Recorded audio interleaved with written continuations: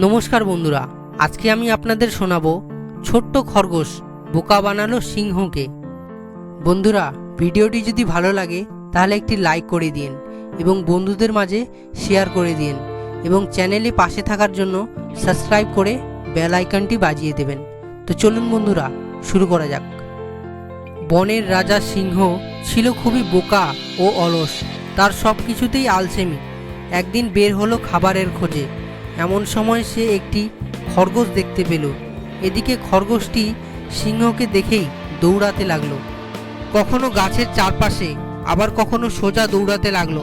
খরগোশ যখন গাছের চারপাশে দৌড়াতে লাগলো তখন সিংহ ভাবলো, আমি যদি খরগোশের পিছে পিছে না দৌড়ে গাছের আড়ালে লুকিয়ে থাকি তাহলে খরগোশ ঘুরে আমার পিছে চলে আসবে, ফলে তাকে সহজেই ধরে ফেলা যাবে।